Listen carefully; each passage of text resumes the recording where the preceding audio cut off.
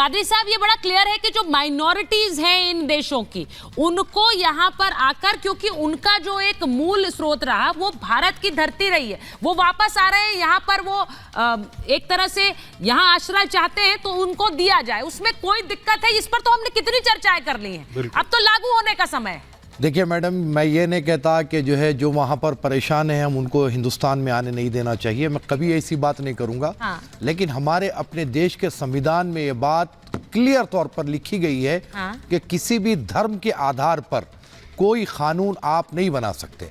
हमारी जो आपत्ति है वो यही है कि उसमें जो मुसलमान शब्द इस्तेमाल किया गया है, आप उसको निकालें। आप उसको कोई दूसरा नाम दे, पाकिस्तानी दे, आप उसको बांग्लादेशी जो परेशान है वो दे ले। कहाँ दिया गया है? नहीं देखिए, आप बौद्ध आ सकते हैं, हिंदू आ सकते हैं, सिख आ सकते हैं, सब आ सकते हैं, सिवाय मुसलमान। ये नहीं लिखा है, सिवाय मुसलमान कहीं नहीं लिखा है, प्लीज गुमराह मत करिए। सिवाय मुसलमान कहीं नहीं लिखा है। क्या लिखा है कादरी साहब? क्या लिखा है? इन देशों के अल्पसंख्यक। अल्पसंख्यक कौन है? वो अल्पसंख्यक कौन है? वो अल्पसंख्यक कौन है? ये नहीं लिखा, मुसलमान नहीं आ सकते, ये नहीं लिखा है। ये मत कहिए। इन देशों में, इन देशों के अल्पसंख्यक कहा गया है। अल्पसंख्यक कौन है? माइनॉरिटी। देशों के, हाँ, माइनॉरिटी। हिंदुस्तान में माइनॉरिटी मुसलमान है, वैसे ही पाकिस्तान में माइनॉरिटी हिंदू है। तो मैं ये कहना चाह रहा हूँ, आप उसको हटा दीजिए। क्यों हटा दीजिए? हटाए। नहीं, माइनॉरिटीज प्रताड़ित है, वहाँ पर रिलीजियस परसिक्यूशन हो रहा है। पाकिस्तान में रिलीजियस परसिक्यूशन रियलिटी है। कादरी साहब, क्यों हटा दे? वो कहाँ जाएंगे बेचारे? वो वहाँ पर प्रताड़ित हिंदू बौद्ध कहाँ जाएंगे? उनका घर क्या है? उनका मूल वतन कहाँ है? नहीं, जो हिंदुस्तान छोड़कर गए थे ना, आज वो महाजिर आज भी परेशान है। बोलिए, आज भी परेशान है वहाँ पर। बोलिए प्रोफेसर, आगे बोलिए। बस एक छोटी सी टिप्पणी, भारत के मुसलमानों को चाहिए कि वो इस बात की लड़ाई लड़ें कि हमारे पड़ोस में इस्लाम के नाम पर जो माइनॉरिटीज हैं उनका प्रोसिक्यूशन न करें। दूसरी बात मैं कहना चाहता हूं, वो दूसरी तरीके से लड़ाई लड़ रहे हैं। दूसरी बात मैं कहना चाहता हूं, भारत का संविधान अपने नागरिकों के बीच में रिलीजन के नाम पे कोई डिस्टिंक्शन नहीं कर रहा है। ये हमारे, ये बताना जोर देना चाहता हूं, ये बड़ा जरूरी है प्रोफेसर आगे, क्योंकि ये बात बार बार कही जा रही है। पीर कादरी साहब को या फिर प्रेम कुमार जी को या मुझे या संगीत को इससे नहीं फर्क पड़ रहा है। विदेशियों के लिए आप लड़ाई करना चाहते हैं। मैं एक बार हर्षवर्धन जी के पास जा रही हूँ। हर्षवर्धन जी, ये बड़ा क्लियर है और ये ड्राफ्ट में लिखा गया कि जो माइनॉरिटीज हैं इन देशों की, उन्हें ये नागरिकता देने का प्रावधान है 2014 से पहले जो आए। जो माइनॉरिटीज हैं उसमें किसी रिलीजन को कोट करके उसको एक्सेप्शन नहीं बनाया है, लेकिन इन देशों में उन माइनॉरिटीज का ही प्रताड़न है। हर्षवर्धन जी। सुचेता जी, सबसे पहले तो ये अच्छा लग रहा है कि किसी भी कानून में आपको कमी खोजने के लिए क्या क्या करना पड़ता है। प्रेम कुमार को हिंदू से मुसलमान बनने की एक कल्पना करनी पड़ती है, कादरी जी को कहना पड़ता है कि मुसलमान हटा दो। अभी कोई आएगा वो कहेगा कि हमारे देश के संसाधनों पर बड़ा बोझ है, आप बाहर से ले आओगे और बोझ पड़ जाएगा। और वही जमात क्या के ऊपर जब एक नियंत्रण की बात थी तो हैदराबाद, जयपुर, जोधपुर, दिल्ली और जाने कहां कहां नारे लगाते हुए निकल रहा था। मुर्शिदाबाद में तो उन्होंने कहा कि अरे रोहिंग्या तो हमारे भाई हैं। ऐसे लोग आज किसकी चिंता कर रहे हैं? ये जो भी आपका अभी महाभारत देख रहा है सुचेता जी, वो उनको भी पहचान लेगा। पहली बात, जब कोई कहता है कि भारत ये जो कानून बना रहा है ये मुसलमानों के खिलाफ है, तो दरअसल वो जहरीला आदमी है, वो खतरनाक है, वो भारत का द्रोही है। भारत द्रोही मैं क्यों कह रहा हूं? क्योंकि भारत में कोई ऐसा कानून हो ही नहीं सकता जो मुसलमानों के या किसी भी धर्म के खिलाफ हो। बिल्कुल, हम अपने संविधान के साथ बंधे हुए हैं।